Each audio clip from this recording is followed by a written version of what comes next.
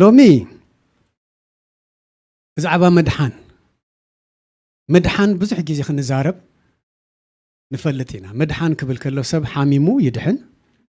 سب كاب حاتيات يدحن سب كاب موتون تفويسو يدحن هياو يخون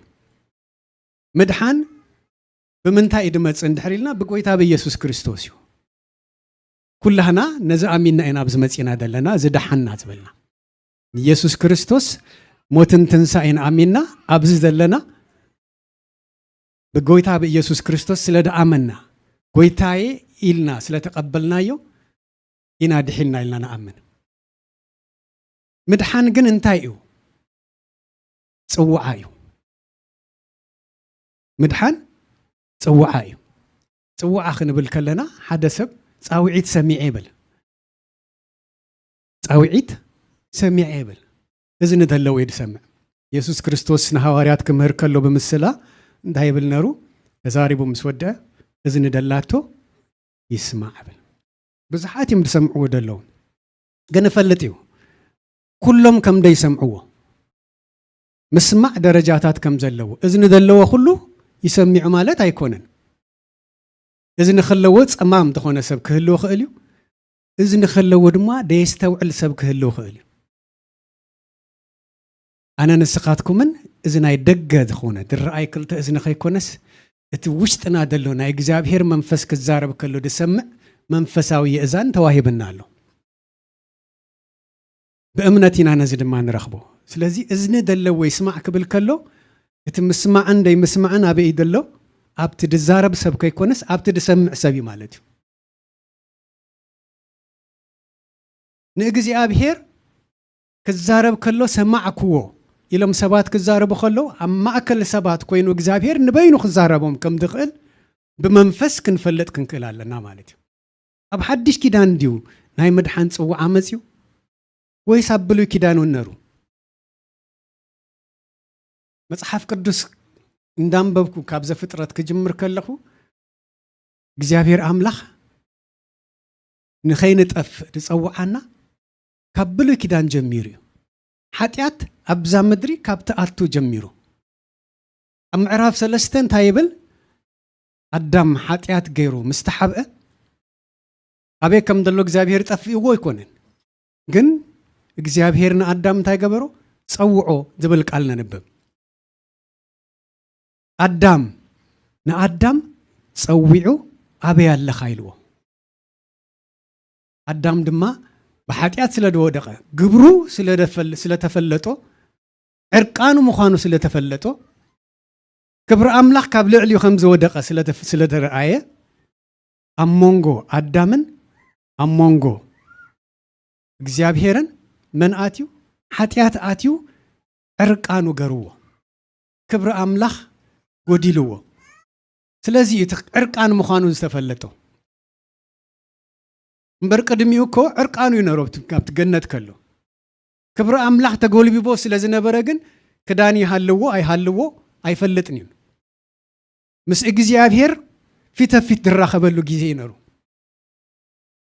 كاب إجزابير تأزاز مسودق حتيات مس جبرجن انتي كوينو عرقانو مخوينو ترائيوه نا إجزابير تصاوي اعتبار شعائر يميرو أدام أبي اللخا كم يزب لنا دلو أدام أبي اللخا ترسنا كنتف سيد اللي إجزابير أملاخ سمو يبارك كنتف أيدلينين حتياتو كو أما أكل آتيو إت أي تكبر زبالو ختموتي خان دابلوك دقبرو حتيات كاب إجزابير كو انتفليو ترسو كن كتف أيدلين انت هذا أقرو كاب جنة راح يوسيوه كاب على ما يوسون كاب جنة يوسيوه كاب جنة أوسيو نزام مدري يايلو أبتا مدري ما خبزحن كجزءان يتسلطان يحدقون جابير أملاخ سبوي مرخ يكون لذي ترسنا خنتف زي دلي أملاخ نقدام تاي قبرو بلنا دبلو قرو خدنو جابير أملاخ استمسكن يكون أي فلت أن قدام شعو حريدو يبلع كم زنبرة جن قربت انسسا مخدان أيك إلن كم زنبرة جن بزخن رد أنا خلينا عرقانا خنكون زي دلي እግዚአብሔር አምላኽ بدلنا يخدن كم يزبل أملاخنا نملخ إذا أنت ياريني نايك زابير فقري زال على ما يمخانو نحن أينا خاب تفقرنا حدم كاب تفقري دير رأينا دلو نجزابير نعقو زلنا نبري نجزابير جن نتايو فقريو دي لوت فقري دي كير فقري كاب تفقري بقبلنا بحاتياتنا جن كاب نجزابير تفوقات نرنا كنت أفق زيد اللي أملخ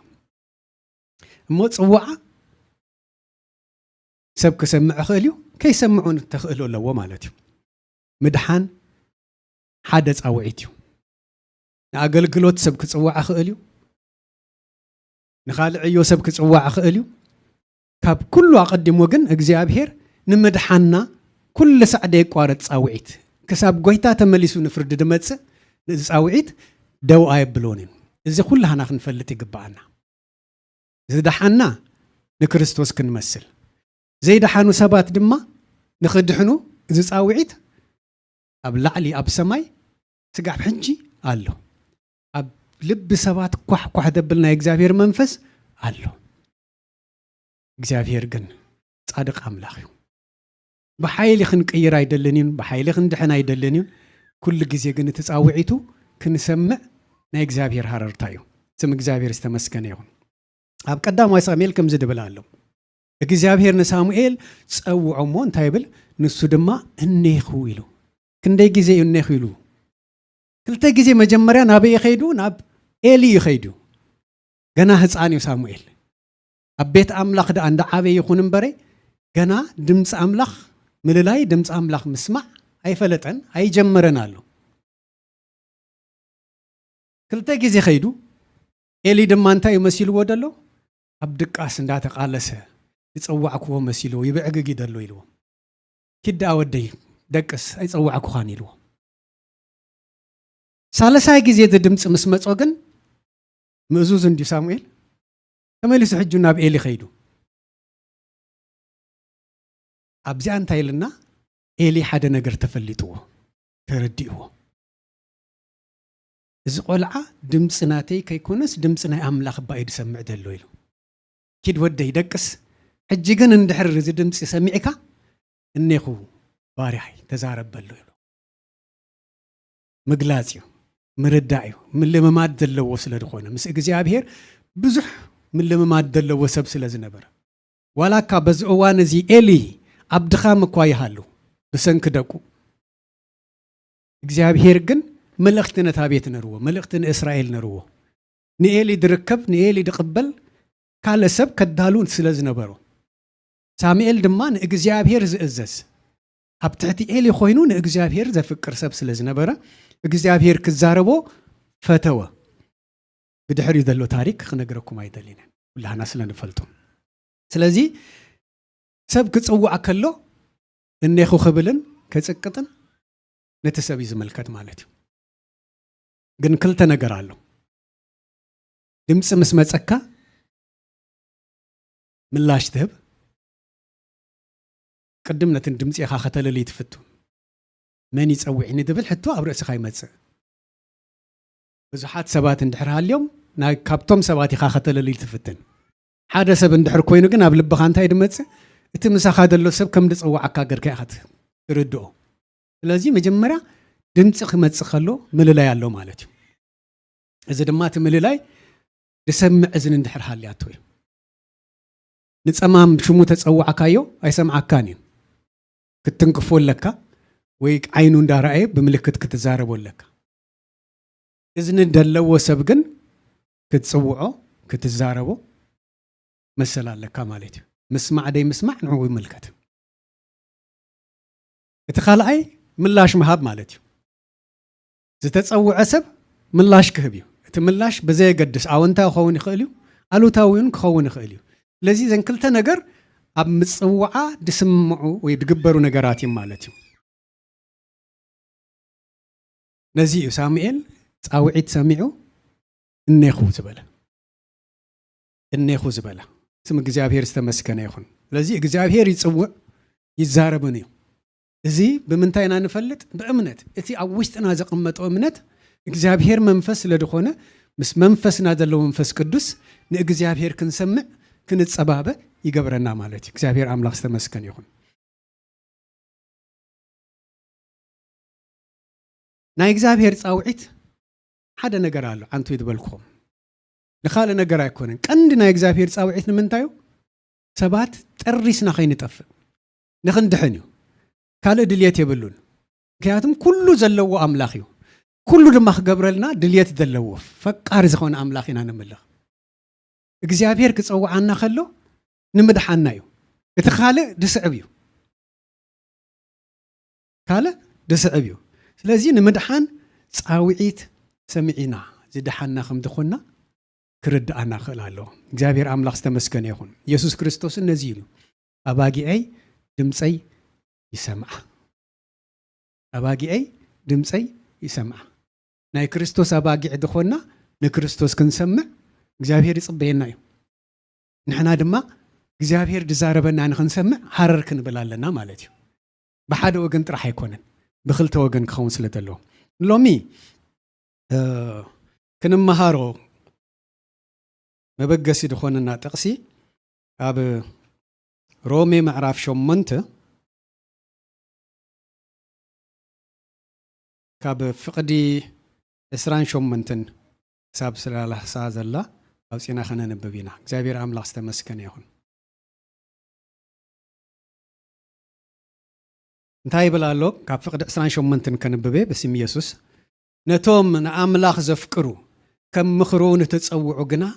ኩሉ ንሰናዮም ከም ዝድግፎም ንፈልጥ ኢና ነቶም ቀደም ዝፈለጦም ንሱ ንብዙሓት ኣሕዋትሲ በኽሮም ምእንቲ ክኸውን ንምስሊ ወዱ ክመስሉ ቀደም መደቦም ነቶም ቀደም ዝመደቦም ንዓቶም ከዓ ጸውዖም ነቶም ዝጸውዖም ንዓቶም ድማ ኣጽደቆም ነቶም ዘጽደቆም ንዓቶምን ኣኽበሮም ይብል እግዚአብሔር አምላክ ዝተመስገነ ይሁን ኣብ ፍቕዲ 29 ሓጻርያ ግን 4 ነገር ዳህሲሱሎ ብዚ 4 ነገር ዳህሲሱሎ ተቀዳመይቲ ቀደም ዝፈለጦም ማዓሽ ቀደም ክብል ከሎ ቅድመ ምስራት ዓለም ማለት እዩ ከይተፈጠርና ገና ዓለም ከይተፈጠረት ከላ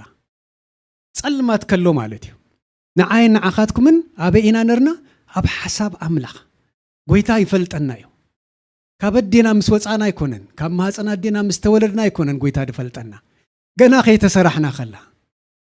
ኣብ ውሽጢ ኣብ ማህፀና ኣዴናውን ከይኣተና ከለና ከይተፈጠርና እግዚአብሔር አምላክ ስሙ ይባረኽ ቀደም ዝፈለጦም ተኻላይቲ በኽሮም ምእንቲ ክኸውን በኽሪ ትብሎ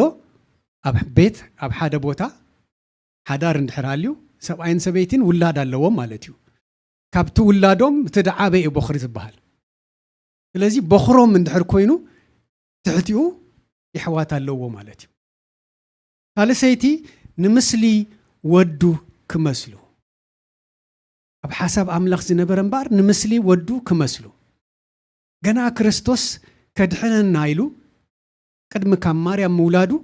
ኣቐዲሙ ኣብ ሓሳብ አምላኽ ዝነበረ ኢየሱስ ክርስቶስ ኣብ ምድሪ ከይመፀ ሰብ ኮይኑ ከይተወለደ ከሎ ናይ እግዚአብሔር ሓሳብ እንታይ ነሩ ንክርስቶስ ንኽንመስል ምድሓናስ ብክርስቶስ ኢየሱስ ክኸውን ከምቲ ኢየሱስ ክርስቶስ ኣብዚ ምድሪ ዝነበሮ ስጋዊ ህይወት ንዕናው ንዑ ክንለማመድ ንዑ ክንመስል ንዑ ክንከውን ኣይኮነን ድብል ዘሎ ንዑ ክንመስል ክንብል ከለና ስእሊ ማለት እዩ ንዓይ ድመስል ስእሊ ኣውፅእ ኸሪአኩም እኽእል እቲ ስእሊ ግን ኣነ ማለት ኣይኮንኩን ግን ንዓይ ይመስል ኩሉ ሰብ ነቲ ስእሊ ሪኡ እዚስ ንኣማን ይመስል ክብል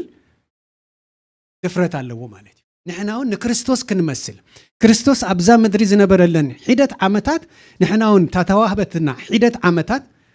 ከም ክርስቶስ 33 ኣይኮነትን 70 80 ክኸውን ይኽእል እዩ 100 ክኸውን ይኽእል እዩ ወይ ንኣሽቱ ከለናውን ክንመውት ንኽእል ኢና ኣብዚ ምድሪ ግን ኣብ ምድሪ ክንመላለስ ከለና ንመን ክንመስል ናይ እግዚአብሔር ሓሳብ ንክርስቶስ ክንመስል ንወዱ ክንመስል ንኢየሱስ ክንመስል ኢየሱስ ክርስቶስ ስሙ ብሩኽ ይኹን ተራባዓይቲ ሓሳብ ድበላ እንታይ ቀደም መደቦም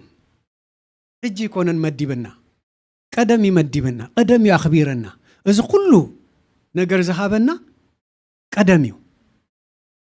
ሓጢአት ዳ መንጎ እግዚአብሔርን ሰብን አትዩ ነዚ ጊዜ አናዊሕ ወንበሬ ሓጢአት ተደይአቱ ከሳብ ሕጂ ወላ እንዳበዛሕና ተመጻናን ናይ ቤት አምላኽ ኣብ ሰማይ ዘሎ መንግስቲ አምላኽ ንኹላህና ዝኣክል እዩ ኣብኡ ንእግዚአብሔር እንዳምለኽና ንእግዚአብሔር እንዳኽበርና እቲ እግዚአብሔር ኣብ ልቡ ዝነበሮ ሓሳብ እንዳተረዳእና ንዑ ክነምልኽ በኺልና ክፍኣት ድበሃል ነገር ኣብ ሓሳብና ከይኣተወ ከነምልኹ ናይ እግዚአብሔር መደብ ይነሩ እሱ ክቡር ስለ ድኾነ ንሕና እንዳክበርናዮ ምሱ ክንነብር እግዚአብሔር አምላኽ ተመስገነ ይሁን ኤፌሶን 1:4 ከምዚ ዝብል ቃል ኣሎ ከምቲ ብፍቕሪ ኣብ ቅድሚኡ ቅዱሳንን መንቅብ ዘይብሎምን ምእንቲ ክንከውን ቅድሚ ምስራት ዓለም ብእኡ ዝሓረየና መዓስ ይሓረየና ምስ ደሓና ኣይኮነን ቅድሚ ምስራት ዓለም ኣኽቢሩ እዩ ናብቲ ክብሩ ክንኣቱ ናብቲ ሓሳቡ ክንኣቱ ብፍቕሩ ድፅዋዓና ድሕብሕበና ዘሎ እግዚአብሔር አምላኽ ዝተመስገነ ይሁን እንታይ ክንከውን መንቅብ ዘይብልና ቅዱሳንን መንቅብ ዘይብሎምን ይትብለና ደሎ ቅዱሳንን መንቅብ ዘይብሎምን ምእንቲ ክኾኑ ቅድሚ ምስራት ዓለም ብወዱ በኢየሱስ ክርስቶስ ገሩ ዝሓረየና እግዚአብሔር አምላኽ ዝተባረኸ ይሁን እዚ እዩ ኣብ ሓሳብ አምላኽ ዝነበረ ሰብ ምስ እግዚአብሔር ንዘለዓለም ክነብር ጠሪሱ ከይጠፍእ እግዚአብሔር አምላኽ ስሙ ይባረኽ ኣብ መንግስቱ መሃርስቱ ክንከውን ኣቐዲሙ ዝመደቦ ስለ ድኾነ ንሕና ድማ ኣብቲ ሓሳብ አምላኽ ከንኣቱ ካብ ሓሳብ ዓለም እንዳወፃና ናብ ሓሳብ አምላኽ ክንቀርብ ናይ እግዚአብሔር መንፈስ ኩሉ ሰዕ መንፈስና ኮይኑ ይድርኸና ኣሎ እቲ መንፈስና ከነዝሕል ከለና እዩ መንፈስ ዝደቀሰ ትመስለና መንፈስና ግን ምስ መንፈስ አምላኽ ኩሉ ጊዜ ክንከይድ ኩሉ ጊዜ ንክርስቶስ ምምሳል እንዳበልና ክንከይድ እግዚአብሔር አምላኽ ዝተመስገነ ይሁን እዚ ሓሳብ አምላኽ እዩ ነቶም ንክርስቶስ ዝመስሉ ኣቱም ናይ ኣቦይ ብሩኻት ንዑና ባይ እንዳበለ ዝፅውዕ ጎይታ ኢና ነምልኽ ዘለና ንመን ድመስሉ ንክርስቶስ ድመስሉ ኣብ መወዳእታ ናህና ዓስቢ እዚ እዩ ኣብዚ ዓለም ብዙሕ ሓፍ ኮፍ ኣሎ ብዙሕ ምውፃእ ምውራድ ኣሎ ብብዙሕ ፈተና ክንሓልፍ ንኽእል ኢና ብዘየገድስ ኣቐዲማ ግን ነብስና በያላ ኣብ የማን ኣቦ ተማዕቂባ ኣላ ካብዚ ኩላህና ክንሓልፍ ኢና እዚ ስጋ መሬት ስለ ድኾና መሬት እዩ ነብስና ግን እግዚአብሔር ድሃባ ነብሲ ብህይወት ክትነብር ኣቐዲሙ ዝመደባ ስለ ዝኾነ መንፈስና ምስ መንፈስ አምላኽ እንዳበርትዐ ክኸይድ ናይ እግዚአብሔር ሓሳብ እዩ ኣብ መወዳእታ ኣበይ ከም ተኾነ ተስፍራና ንፈልጥ ክንከውን ዝደሓና እቲ ፅዋዓ ዝመፀና ምስ እግዚአብሔር ንዘለዓለም ከም ዝነብር እንዳተረዳእና እዚ እምነት ኣብ ውሽጥና እንዳዓበየ ይኸይድ ናይ እግዚአብሔር ሓሳብ እዩ ፅዋዓና ንእግዚአብሔር ዝመደቦ ሓሳብ ኣፈፀምቲ ክንከውን ንክርስቶስ ክንመስል ኣብዚ ምድሪ ክንመላለስ ከለና ክርስቶስ ዝገብሮ ዝነበረ እንታይ እዩ እንዳበልና ሃሰስ ክንብል እግዚአብሔር አምላኽ ንዓይ ይደግፍ ንዓኻትኩም ይደግፍ ምክንያቱም ከይፍቀርናዮ ዘፍቀረና አምላኽ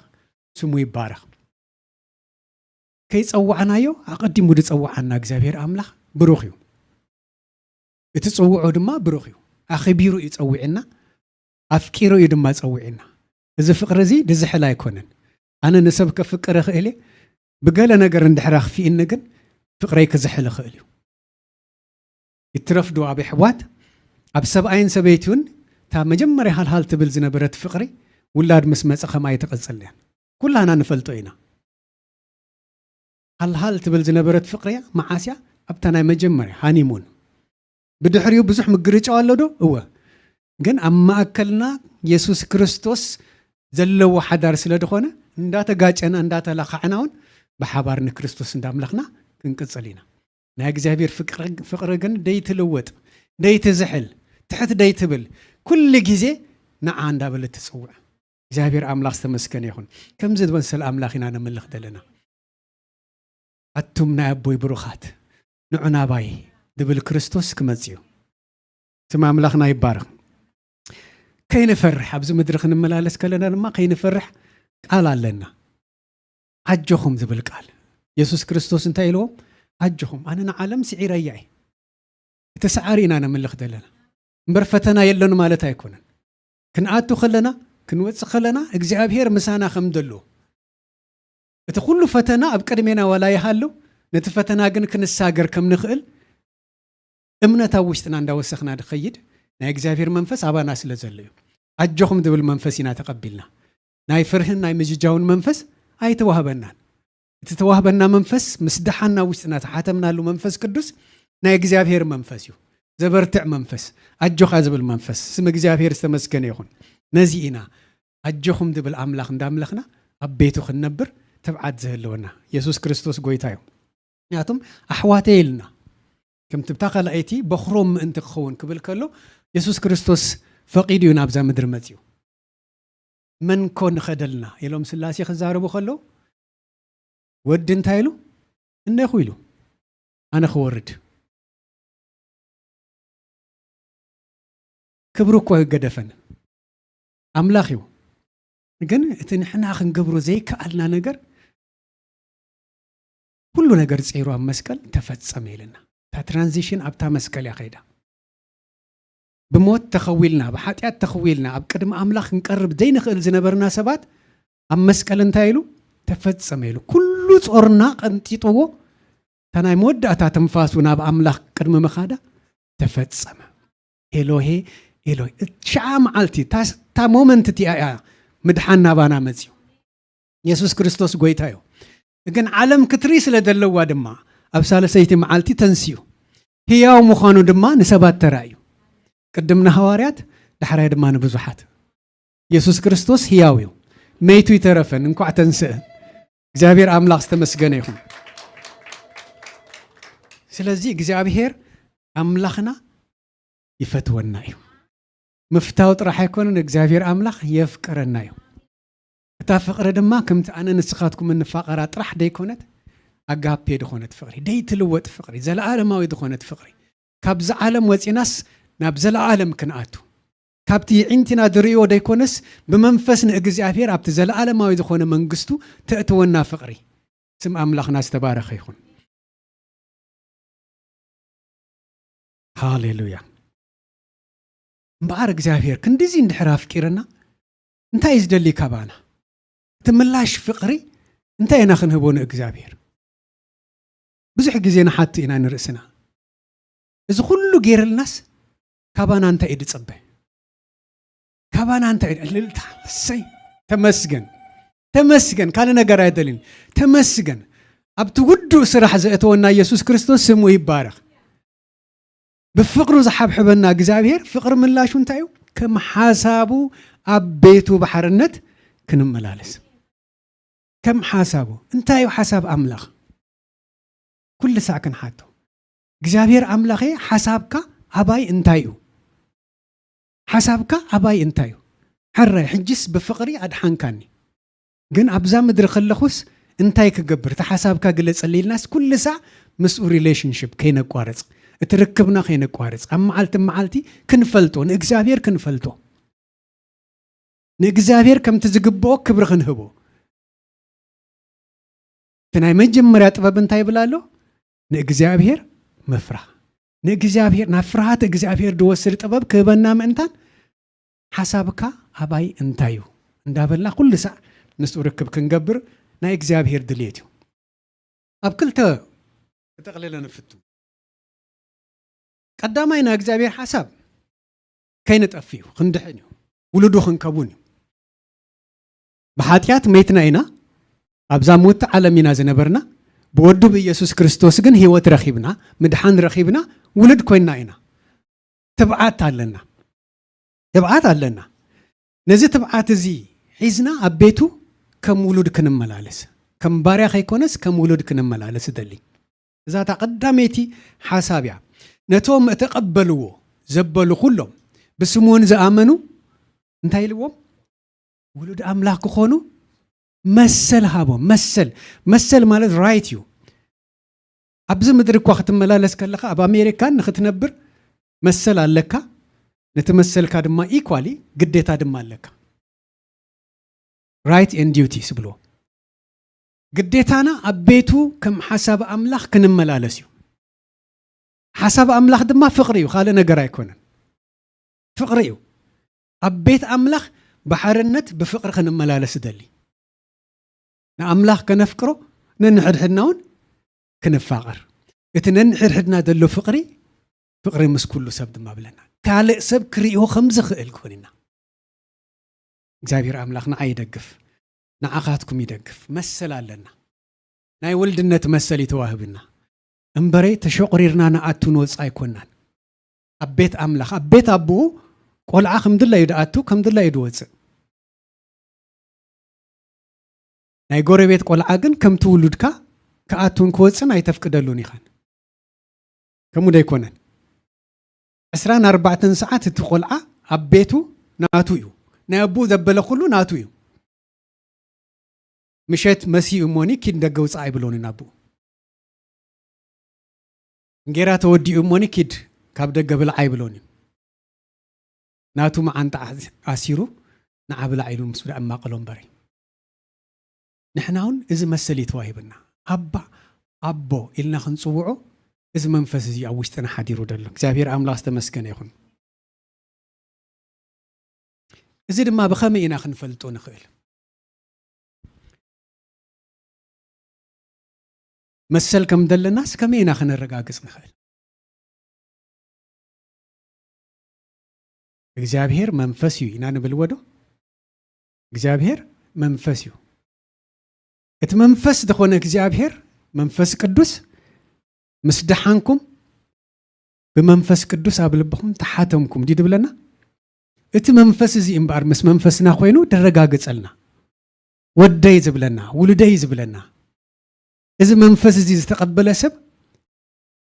እቲ ኣቀዲመ ዝበልኩኹም እንታዩ ንእግዚአብሔር ንኽንፈልጦ ቅድም እምነት ኢና ተቀቢልና ወዶ ብደይ እምነት ወላ ሓንቲ ነገር ከነስልጥ ኣይንኽእልና እታ እምነት ናብ ምድሓን ገጻን እግዚአብሔር ድምፁ ክንሰምዕ ክንድሕን ዝገበረትና ምድሓንና ድማ ተረጋግጸልና መንፈስ እሳያ ምስ መንፈስና ኮይኑ ደረጋግጸልና ናይ እግዚአብሔር መንፈስ ኣብ ውሽጥና ኣሎ ስለዚህ ምስ እግዚአብሔር ምን ለማማደት ሪሌሽንሺፕ ምሳይን ምሳኻትኩምን ዝበለ ኢየሱስ ክርስቶስ ናይ እግዚአብሔር ፍቅሪ አባና ክዕዝዝ ምእንታን ናይ እግዚአብሔር ትእዛዝ ክንፈልጥ ምእንታን መንፈስና በዓሉ ምስ መንፈስ ቅዱስ ኮይኑ ስለ ደመስክረልና እቲ ሪሌሽንሺፕ ከይቋረጽ ኩሉ ጊዜ ምስ መንፈስ ቅዱስ ርክብ ክንገብር እዩ ዘዘኻኽረና ተኻላይቲ መስርሕ ኣሎ ዝደሓነ ሰብ ክሳብ ናብ ጎይታ ድኸይድ ወይ ጎይታ ተመሊሱ ድመጽ ከምቶም ሐዋርያት ማራናታ እንዳበሉ ድጽልዮ ዝነበሩ ጸሎትና ኩሉ ሰዕ ንክርስቶስ ክናፍቆ ንኢየሱስ ክርስቶስ ክናፍቆ ተመሊሱ ክመጽ ክወስደና ወይ ንሕና ድማ ክሳብ ንኸይድ ንክርስቶስ ክንመስል ተኻላይቲ ድበልና ንወዱ ክመስሉ እንዲልዋ ምሽ ንወዱ ክንመስል ንኢየሱስ ክርስቶስ ክንመስል بخمي إنا نكريستوس كنمثل أب قدام يوحنا سلسته كلتن تايبل أتم فقراتي حجي ولود أملاخ إنا يبل حجي ولود أملاخ ندحر كوينا نرسنا يسوس كريستوس كما يقروا حليف وازا مدرزيئة بسقا اندابلناخ نحاسب اتتبعات بوي دي جمر أنا ولود أملاخي أبوي زقدل اللي يلبون إلنا خنا أمنتها مجمرة زتوهبتنا ناي أمنت تسفى كنحزة حدا نقر كنقبر كلنا كم أماني الكماي كم حدا سب كيكونكو حاسب دلني يسوس كريستوس بآية الدخون انتهي مقبرة دبل حتو كل سعب ربسنا خمت كم تأنا زفكركم نحد حركم تفاقروا دبل يسوس كريستوس قويتا خمي يافكيرني كمو خونا يكلين جن انتا يبقى يكخ كجلس زدلي زبل حتى كل جزء برأسنا خنا قاصرو تفقر أملاخ أبانا خت أبنا نحر حدنا خت كابانا وزياون نخالوت كتجلس حسب أملاخ ندحر كوينو نكريستوس كنمثل كريستوس يتصوع دنارو يمهر دنارو وانجيلنا قر دنارو تنا مجمران بقر نحنا تصاوعت سمعنا سلا زدحانا اتنا يسوس كريستوس دليت انتايو نا يسوس كريستوس تصاوعت ناب سبات كبتصح اتنا مدحان تصاوعت ناب سبات كبتصح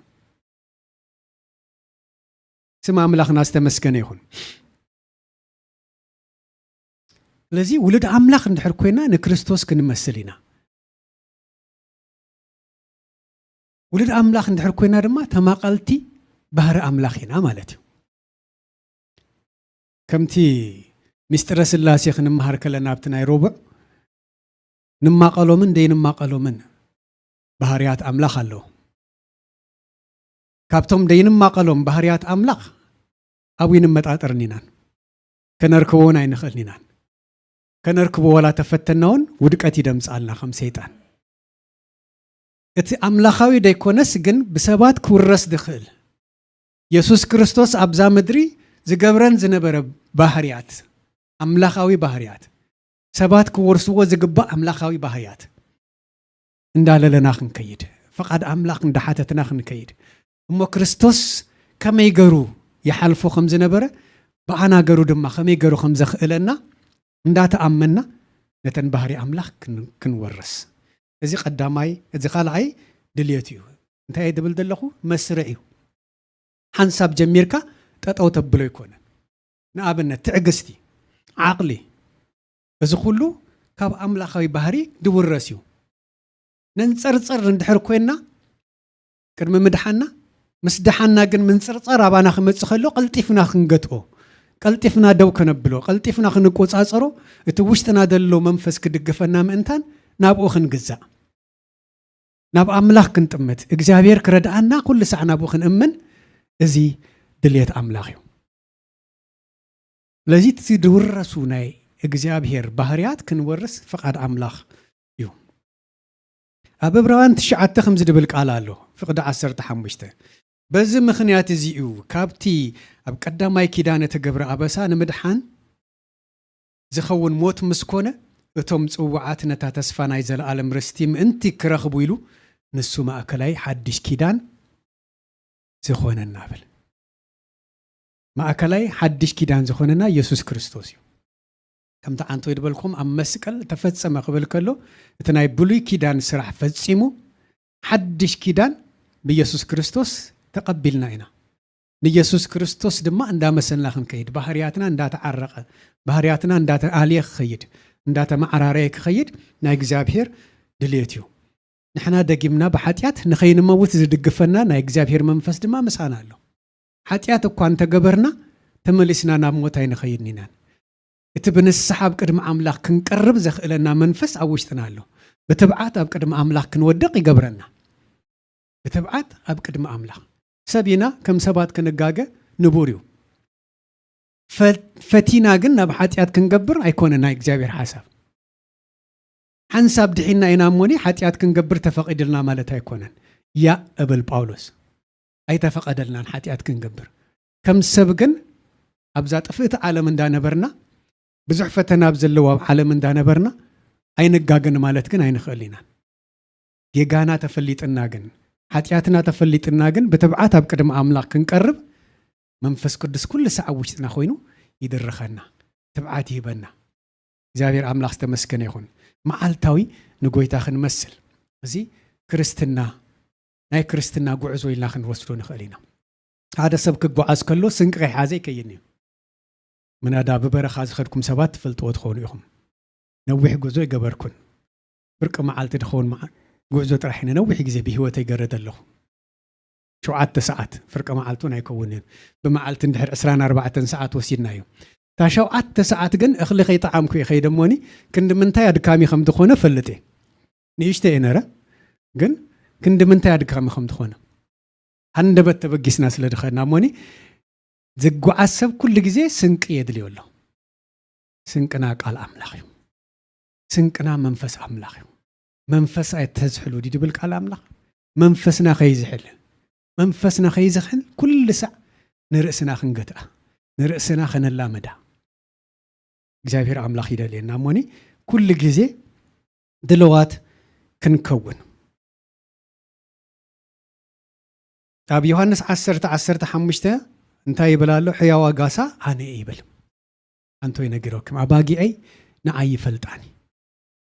ኣነ ድማ ፈልጥን መሪፅና እዩ ፀዊዕና እዩ ክርስቶስ እንታይ እዩ ድብል ዘሎ ኣምላኽ እንታይ እዩ ንዓና ዝነግረና ዘሎ እንዳበልና ኩሉ ግዜ ምስ መንፈሱ ክንከውን ንዑ ክንፈልጦ እግዚአብሔር ኣምላኽ ይደንየላሉ ድምፂ ከስምዓና ደሊ ሰብ ምስ ሰብ ከም ዝዛረብ ኣይኮነን ብመንፈስ ክንከውን ከለና ብመንፈሱ ልክዕ ከምዚ ኣነ ንስኻትኩም እንዛረቦ ደለና ጎይታ ከዛረበና ዝደልየሉ እዋን ኣሎ ማለት እዩ ኩሉ ግዜ ድልዋት ክንከውን ደድሕሪኦ ክንስዕቦ ኣነ ትብዓት ናይ ሃዋርያት ግርም ይዝብለኒ ክጽውዖም ከሎ ትምህርቲ ይኮነና ቀዲሞም ይሂርዎም ኣብ መገዲ ምስ ረኸቦም ሰዓበኒ ጥራሕ ኢልዎም ንዓ ሰዓበኒ ገሊኦም ምናልባት ብዛዕባ ክርስቶስ ሰሚዖም ክኾኑ ይኽእሉ እዮም ግን ንዓ ሰዓበኒ ክብል ከሎ ደለዎም ነገር ኩሉ ገዲፎም ስዒቦሞ ደድሕሪኡ ድማ ዘድልዮም ዘበለ ከይጎደሎም ቃል ኣምላኽ እንዳመሃረ መንግስቲ ኣምላኽ ከም ድቀረበት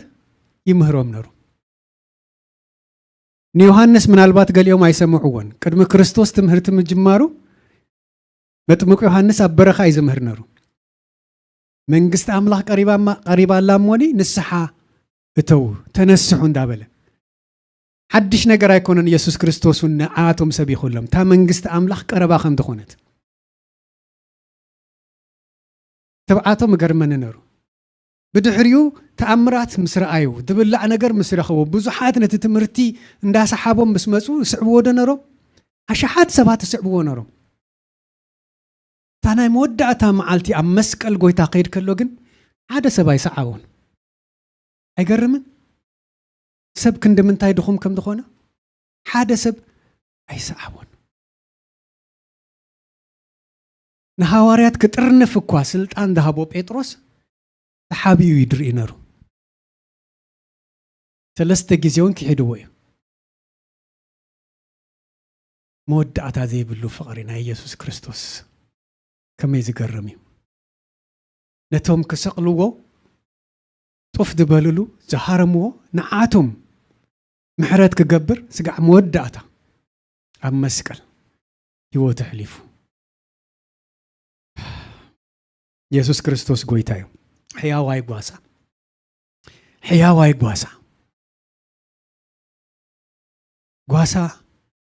ኣብ ኣዲስ ኣበባ ዝረኣኽዎም ኣባጊዕ ዝሸጡ ሰባት ብድሕሪት ኮይኖም ብጭጉራፍ እዮም ዝሃርምዎን ሕያዋ ጓሳ ግን ቀቅድሚ ድኸይድ ቀቅድሚቶም ኣባጊዕ ሕያዋይ ምዃኑ ስለ ድፈልጡ ድማ ኣብ ልሙዕ ሸኻ ከም ዝወስዶም ማይ ኣብ ዘለዎ ቦታ ከም ዝወስደን ስለ ድፈልጣ ደድሕሪኡ ይኸዳ ደው ክብል ከሎ ደው ብላ ክጎይ ከሎ ጎያ ኣነ ንስኻትኩም ንጎይታ ከምኡ ጎና ክንስዕቦ እዩ ዝደሊ ድምፀይ ይሰምዓ ድምፂ ኣምላኽ ክንሰምዕ እግዚኣብሔር ኣምላኽ ይደግፈና ስለዚ ብውልቅና ንእግዚኣብሔር ክንደልዩ ብውልቅና ብሕብረት ድማ በትድሃበና ሰንበት ክብል ከለኹ ናይ ግድን ሰንበት ክኸውን የብሉን ብሓባር ክንከውን ከለና ኣብ ዕረፍተይ ንዑ ዝበለ ኢየሱስ ክርስቶስ ናብ ዕረፍቱ ክንኣቱ ስለ ዝደሊ ብፍቕሪ ንጎይታ ክንግደሊ እግዚአብሔር ኣምላኽ ይደግፈና ብሓድነት ፍጹማት ክኾኑ ዓለም ድማ ከምቲ ንዓይ ዝለኣኻንን ዘፍቀርካንን ከምኡ ንዓቶምን ከም ዘፍቀርናዩ ምእንቲ ክፈልጡስ ንሕና ሓደ ከም ዝኾንና ኣነ ኣባታቶም ንስኻውን ኣባይ ሓደ ምእንቲ ኮኑ ኣነ እቲ ዝሃብካኒ ክብሪ ሃብክዎም ኢየሱስ ክርስቶስ ይኣኽቢርና ይሕዋተይ ቅድም ነቲ ክብሪ ይሂብና ብድሕሪ እዩ ምስኡ ክንከውን ብፍቕሪ ክንመላለስ ዝነግረና ዘሎ ተደይ ክብረና ሞታት ኢና ነርና ጥፍዋት ኢና ነርና ብህይወት ኣይምነበርናን እግዚአብሔር እንታይ ምዃኑን ኣይምፈለጥናን ከምቲ እግዚአብሔር ኣብ ምስ ወዲ ዝነበረ ክስቀል ከሎ ኢየሱስ ክርስቶስ እግዚአብሔር ስጋዕታ መወዳእታ ምክንያቱም ዕዳ ክኸፍል ስለ ዝነበሮ ስቕ ኢልዎ ንምንታይ ስቕ ኢልካኒ ኢሉ ስጋዕ በቃ ፀላዕላዕ ድብሎ መግረፍቲ ፀላዕላዕ ስጋዕ ድብሎ ግን ክፍጸም ነርዎ ኢየሱስ ክርስቶስ ተደይመውት ንሕና ብህይወት ኣይምነበርናን ኢየሱስ ክርስቶስ ደሙ ተደይፍስስ ንሕና ብህይወት ኣይምነበርና ከምቶም ብብሉይ ኪዳን ዝሓለፉ ከምኣቶም መሓለፍና ንሕና ሓደ ከም ዝኾንና ብል ናይ ስላሴ ምስጢር ኣባና ክግለጽ ደሊ ንሓድሕዶም ሃልሃል ትብል ፍቕሪ ክህልወና ደሊ እግዚአብሔር ኣምላኽ ዝተመስገነ ይኹን ኣምላኽ ናይ ሓድነት ኣምላኽ እዩ በይንና ከነምልኾ ጥራሕ ኣይደለን እዩ በይንና ከነምልኾ ኣይደለን እዩ ግን ብሓባር ምዃንናስ እግዚአብሔር ይሕጉሶ እዩ ነዚ እዩ ኣነን ቤቴን ንኣምላኽ ነገልግሎ ዝበላ ኢያሱ ኣነን ቤቴን ንኣምላኽ ኢና ነመልኽ ኢልናስ ኩላህና ናይ ሕብረት ግዜ ክህልወና እዛ ሰንበት እዚኣ ዝተዋህበትና ረቡዕ ናይ ጸሎትን ናይ ትምህርትን ግዜ ክኾነና እዩ ግን ሰንበት ንእግዚአብሔር ነምልኸሉ ቃሉ ንሕደሰሉ እግዚአብሔር ድማ ክዛረበና ነፍቅደሉ ግዜ ስለ ድኾነት እዛ ሕብረት እዚኣ ከይትጎድል ሸውዓተ መዓልቲ ይብልና ኣሎ ሸውዓተ መዓልቲ ክንሰርሕ ግን ናይ እግዚአብሔር ፈቃድ ኣይኮነን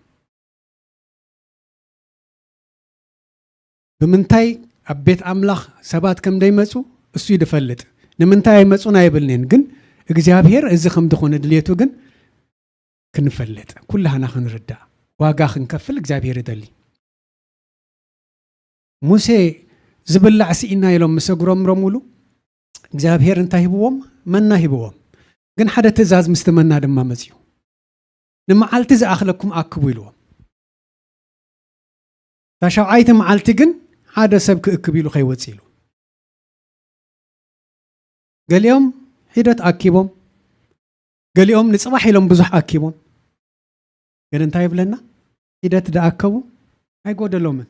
እቶም ብዙሕ ዝኣከቡን ኣያትረፉን ሓሰኸ ይትብለና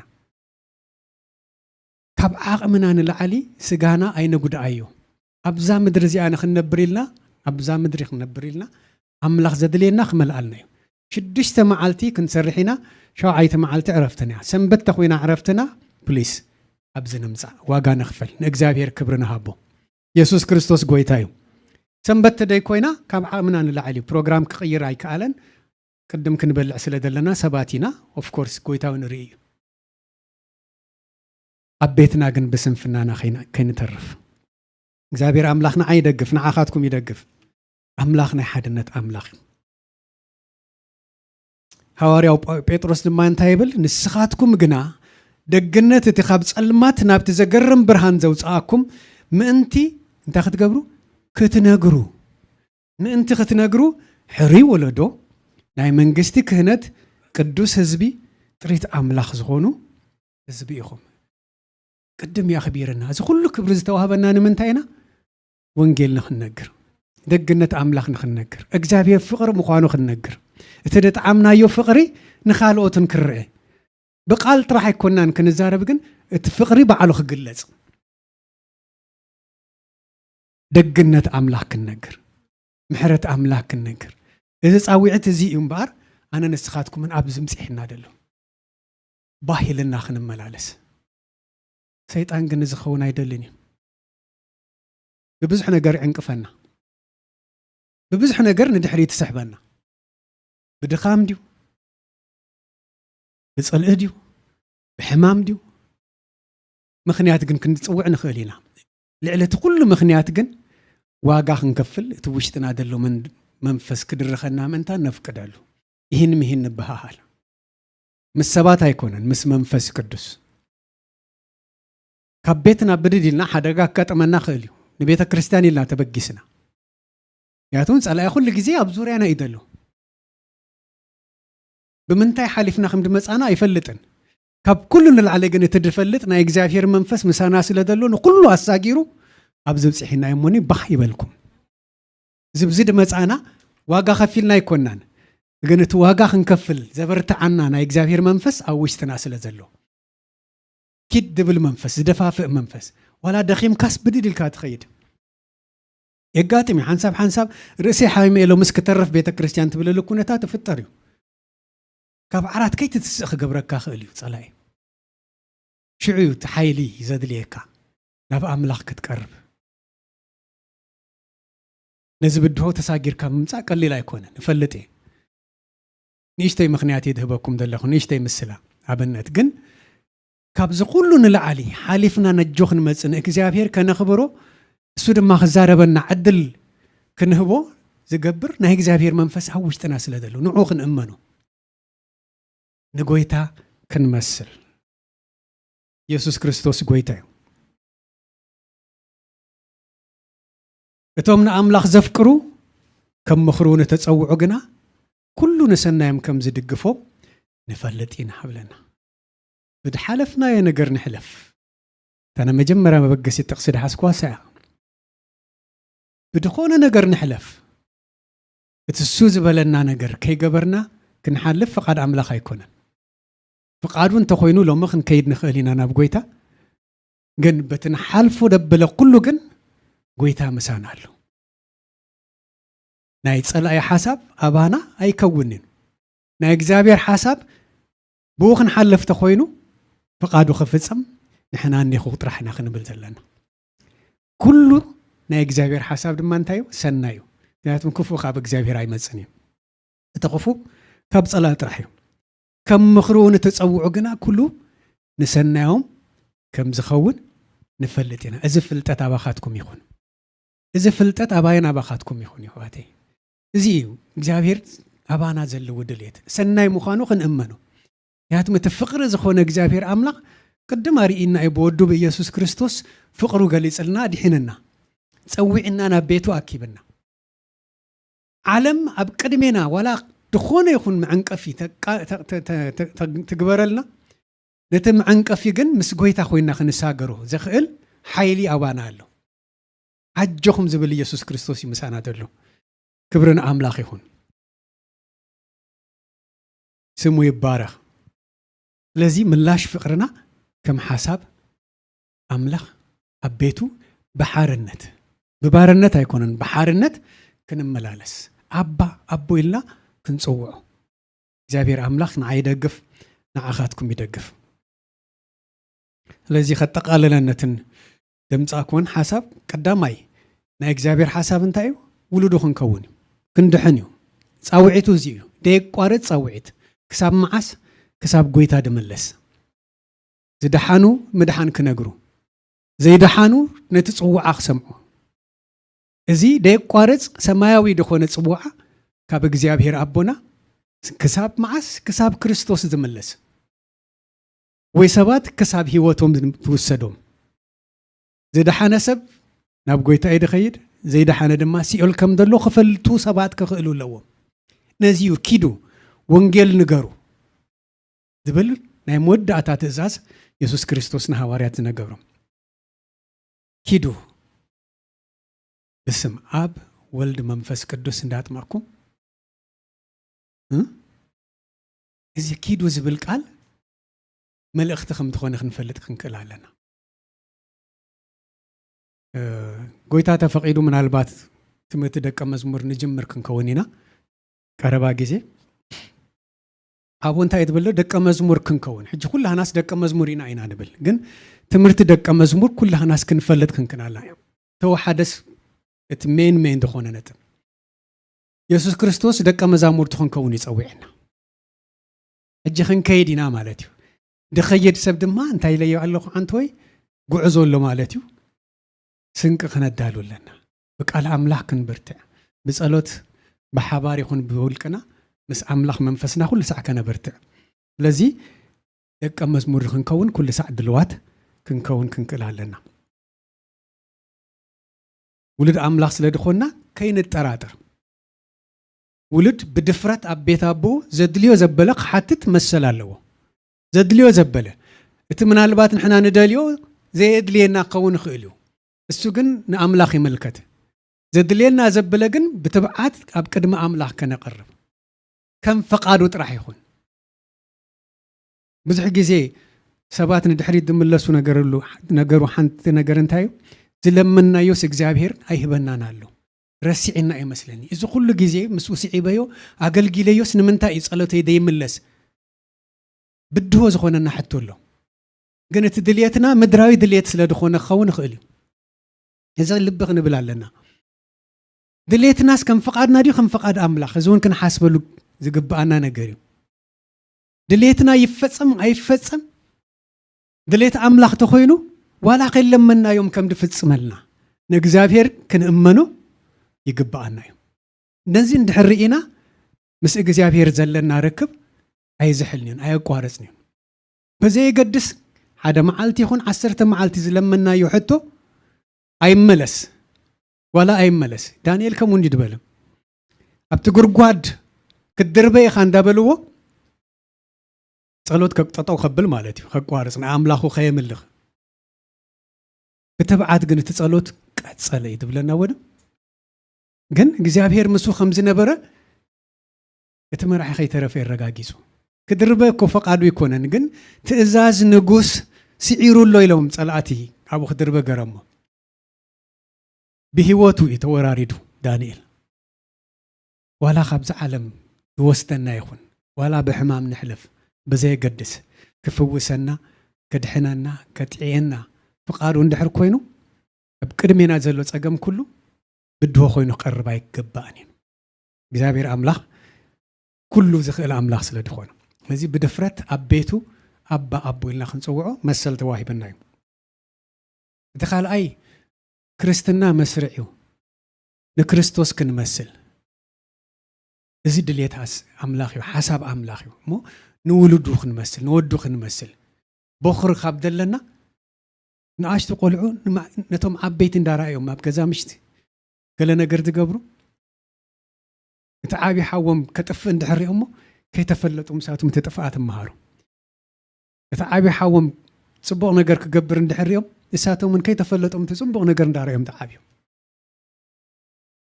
በኽሪ ሓውና ኣምላኽናን ጎይታና እንደኾነ ኢየሱስ ክርስቶስ ንዑ ክንመስል መሰል ሂብና እዩ ኣምላኽ ክነሱስ ይሕዋተ ኢሉ ጸዊዕና ኣይሓፈረን በዚ እሱ እኳ ይሕዋተ ኢሉ ካብ ዝጸውዓናስ ንሕና ግዳ ክንዲ ምንታይ ንዑ ክንመስል ሃረር ይንብል እግዚአብሔር ይደግፈና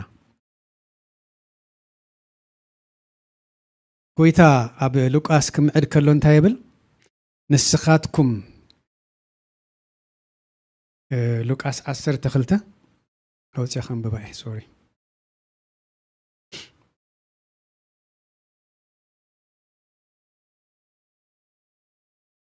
ፍቅዲ 36 ንስኻትኩም ጎይቶኦም ካብ መርዓ ክሳብ ዝምለስ ዝጽበዩ እሞ መጺኡ ኳሕ ኳሕ ምሳበለ ብኡብኡ ዝኸፍትሉ ሰባት ምሰሉ ኳሕ ኳሕ ምሰበለ ቀልጢፎም ዝኸፍትሉ ዘይድቀስ ዘይታኸስ ማለት እዩ ከምቲ ዓንቶይ ሄኖክ ስዕኻን ነሩ ሰላም ክትመጽያ ኢሉ እንዳተጸበያ ጋዕ ሰዓት ክልተ ተጸበያ ይመጸትን ሰዓት ክልተ ኮይኑ ደቅስ ትበሎ እሱስ ምናልባት ታ ሰዓት ተዋቂዓቶ ያ ንጎድ በለቶ ምሸት መሲሉ ኸውን ይኽእል ወይታ መዓስ ከም ድመጽ ኣይንፈልጥና ኒ ሕዋቴ ግን ኩሉ ሰዓት ድልዋት ክንከውን ደሊ ኩሉ ሰዓት ንዑ ክንጽበዮ ከምቲ ዓንቶይ ነገርኩም ቅዱሳንን መንቅብ ዘይብሎምን ምእንቲ ክትኮኑ እዚ ሃረርታና ክኸውን ዘለዎ ኢየሱስ ተመሊሱ ክመጽዩ ንቕሑ ይትብለና ንቕሑ ታና መወዳእታ ሰዓት ምስ ቀረበት ኢየሱስ ክርስቶስ ነቶም ሰለስተ ሒዝዎም ናብ ከረን ክጽልዩ ተኸስ ኢሎም ድቃስ ሲዕርዎም ከምኡ ኸይንኸውን ምናልባት ኣይፈልጥን ትሽዑ ዝነበሮም ድቃስ ክኸውን ይኽእል እዩ ጋዕ መወዳእታ ጎይታ ክስቀል ከሎ ኣብ ጥቑ ደው ዘይበልሉ ምኽንያት ተኸስ ከይንብል ደሊ ብመንፈስ ተኸስ ከይንብል እግዚአብሔር አምላኽ ንዓይ ይደግፍ ንዓኻትኩም ይደግፍ ኣብ ቆሮንጦስን ሐዋርያ ጳውሎስ ክምዕዶም ከሎ ከምቲ ኣነ ንክርስቶስ ዝመስል ዘለኹ ንስኻትኩምን ንዓይ ምሰሉ ኢልዎም ብክልተ ነገር ክንወስዶ ንኽእል ኢና ሐዋርያ ጳውሎስ ገጽ ንገጽ ንክርስቶስ ዝተራኸቦ ማለት እዩ ብብርሃን ጸዳል ዝተራኸቦ ንክርስቶስ ዝሰጉግ ከይመሰሎ ከሎ ግን ንክርስቶስ ዝሰጉግ ከም ዝነበረ ባዕሉ ክርስቶስ ዝተዛረቡ ትጋዕ ሰማይ ዝተነጥቀዩ ንኢየሱስ ክርስቶስ ክንዲ ምንታይ ብመንፈስ ከም ድፈለጦ ኩላህና ክርድኣና ክእል እዩ أبتي أوانتي سب كورنثوس أب ناتهم حساب يوم مقاقلوا زنبرو أنا نكله ندابلو من البات أب 3 و 4 بوتات مقاقيلهم نرم أتي تخكل زخون وانجيل ጳውሎስ አቀድሞ ነጊሩዎም ናብ ጎይታ ዝመጹ ጳውሎስ ምስተፈልዮም ግን ንናቶም ርድኤት ሒዞም ክፈላለዩ ዝበጽሑ ሰባት ስለ ዝነበሩ እዩ ከምቲ ኣነ ንክርስቶስ ዝመስል ዘለኹ ንስኻትኩምን ከማይ መሰሉ ክርስቶስ እንታይ ገሩ እንታይ ዝደሊ እንዳበሉ ንክርስቶስ ሃረር ክብልዎ ክደልይዎ ኣብ ውሽጡ ዝነበረ ሓሳብ እዩ ኣማቒልዎም እግዚአብሔር አምላክና አይደግፍና አኻትኩም ይደግፍ ንሕናውን ክርስቶስ ክንመስል ናይ እግዚአብሔር ሓሳብ እዩ ጎይታ ክምለሱ ወዶ ማራናታ ኢሎም ጽልዩ ዝነበሩ ሐዋርያት ንሕናውን ጸሎትና እሱ እዩ ምናዳ ክንደክም ከለና ብስጋ ክንደክም ከለና ጽምዓትና ኢየሱስ ክርስቶስ ክኸውን ምጽአት ክርስቶስ ክቀርብ ወይ ንሕና ናቦ ክንከይድ እዚ መንፈስ እዚ ኣብ ውሽጥና እንዳበርትዐ ከይድ እግዚአብሔር አምላክ ይደግፈና አሞዳታ ሓደ ጥቅስ ከነብብሞ ክውድኤ ኣብ ካልኣይ ጴጥሮስ ቀዳማይ ምዕራፍ ፍቅዲ 10 ከም ዝድብል ኣሎ ስለዚ ኣቱም ኣሕዋትና ጽዋዓኹምን ምሕራይኩምን እንታይ ይብላሉ ጽዋዓኹምን ምሕራይኩምን ክትጽንዕዎ ኣዝኹም ተጋደሉ ቅልስ ኣሎ ማለት እዩ መንፈሳዊ ቆነ ቅልስ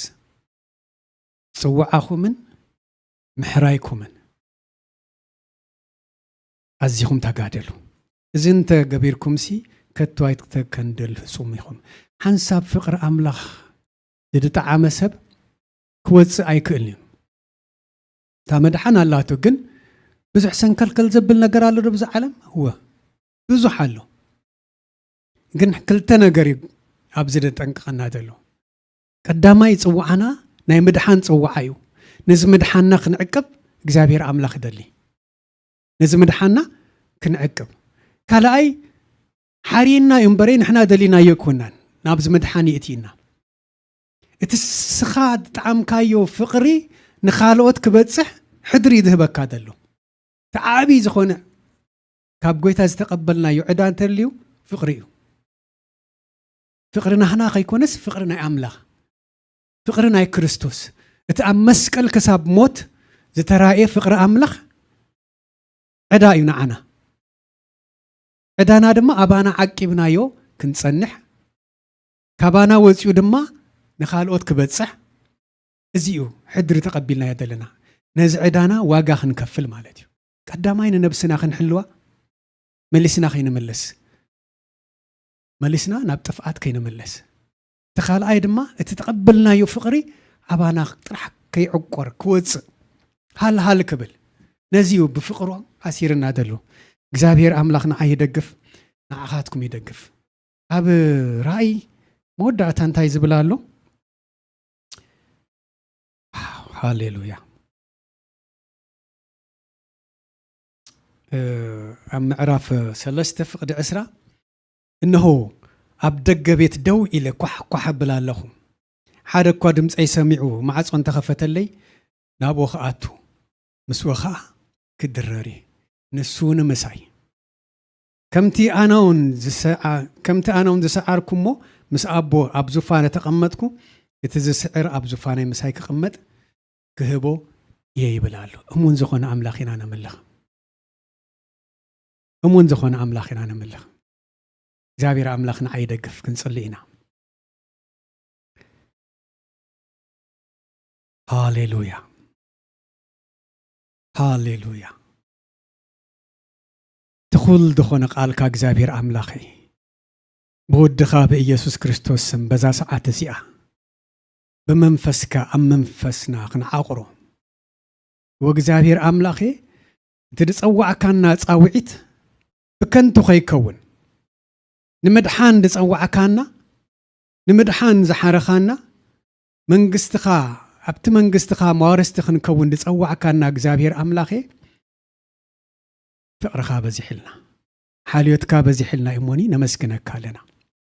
ኣቐዲምካ ኳሕ ኣቢልካ ኣብ ልብና ኣቲኻ بأمنت كنقبلك زرداءكنا منفس قدوس حجون نصلي علينا إذا كح تبلو نجر ندا سمعو ززقطت لبي بز ساعات سي تخفيتنا عها قبل እግዚአብሔር አምላኼ ስኻ ሕያው ሙኻንካ ፈቃር አምላኽ ሙኻንካ ሰባት ክርድኡ ምእንታን ናይ እምነት መንፈስ ኣብ ሰባት ከተእቱ በዚ ሰዓት እዚ ንጽልይ ኣለና ሓደ እኳ መንፈስ ቅዱስ ተደይረቲዕዎ ኢየሱስ ጎይታ ይኽብል ኣይክእልን ዝተባህለ ቃል እግዚአብሔር አቦዬ በእምነት ድማ እግዚአብሔር አፍቂርና ንወዱን ኢየሱስ ክርስቶስ ስጋዕ ሞት ተሕሊፉ ይብልና أنا حاتياتي أنا بدلني كاب حاتياتي بنسحا مدحان كقبل ما أنتان فتت بالنفسي بس ساعات زي لباخة في تاخد قبل إجابير أملاك ياخد كح كح تدخل كح ما خسمع بس ساعات زي نصلي علينا حنت نفسي ناب قويتا مسمسات ملاختي أب سماي علل بلو خمس تباها لإجابير أبوي حقوسم أب سماي زقلز نحنا دما أب زمدري خوينا نعخا بعللتا خنخبرك بمسجانا خنخبرك بز ساعات እግዚአብሔር አምላኬ ልብርት እختب حنت እኳ ነፍስህ ትድሕን እግዚአብሔር አቦዬ ክብር ድማ ንዓኻ ክንህብ ክትረዳአና ጽልይ ኣለኹ እግዚአብሔር አምላኬ ቃልካ ሕያው እዩ ቃልካ መስለጥ እዩ እዚ ቃልካ ሰሚዖም በእምነት ዝቅበሉ እግዚአብሔር አቦዬ ሰባት ብፁዓን ይኹኑ ብሩኻት ይኹኑ መድሓን ይኹን ንብላለና በጌታ በኢየሱስ ክርስቶስ ስም ጸለኹ ወእግዚአብሔር አቦዬ ክርስትና ጉዕዞ እዩ ንሕና ወንድ ሰማዕናዮ ቃል እግዚአብሔር አቦዬ ኣብ ህይወትና ዝሰርሕ ቃል ምዃኑ ተኣሚንና በትስኻ ደፍቀርካና ፍቅሪና ሓድሕድና ክንፋቀር ወእግዚአብሔር አቦዬ እዚ ፍቅርና ድማ ንኻልእ ክወፅእ ክርአ ምእንታን በዚ ፍቅርና ተሳሒቦም እግዚአብሔር አቦዬ ጥፉኣት ክምለሱ ምድሓን ክኸውን በኢየሱስ ክርስቶስ ስም ንዓይን ኣሕዋተይን ክድግፍ እጽልይ ኣለኹ እግዚአብሔር አቦዬ በመንፈስ ካበርታዓና ናብ ዕረፍትኻ ዝጸዋዕካና እግዚአብሔር አቦዬ በሐቂ ናብ ዕረፍትኻ ከምድኣተውና እንዳተፈለጠና እግዚአብሔር አቦዬ እዚ ምድራዊ ሕልኽላኽ በድህና ክንወፅእ ናካ ሓልዮት ናካ ሓይሊ የድልየና ኣሎሞኒ ኣብ መዓልቲ በመንፈስ ኣበርታዓና ኣብ መዓልቲ ደግፈና እግዚአብሔር አምላኽ ዝትገብር አምላኽ ኢኻ እሞኒ ነመስግነካ ኣለና ስለዚ ነበረና ጊዜ መስግነካ ኣለኹ እባረኸካ ኣለኹ ስለ ሕዋተይ የመስግነካ ኣለኹ ወእግዚአብሔር አቦዬ በዛ መዓልቲ እዚኣ ድማ ስምካ ፀውዒና ስለ ዴታት ስለ ከነመስግነካ ዕድል ስለ ድሃብካና እውን የመስግነካ ኣለኹ ኣዴታት ብሩኻት እየን እግዚአብሔር አምላኽ ኣዴታት ፈቃራት እየን ኣዴታት ለዋሃት እየን እግዚአብሔር አቦዬ ኣብኣተን እንደቐመጥካዮ ጥበብ እተብኣተን እንደቐመጥካዮ ምእዛዝ እግዚአብሔር አቦዬ ኣብ መዓልቲ ድማ ተብርትዕን ክትወስኸለን እግዚአብሔር አምላኽ ጽልይ ኣለኹ ኣብ ዘድልየን ዘበለ ሁሉ በረኸትካ ይብዛሕ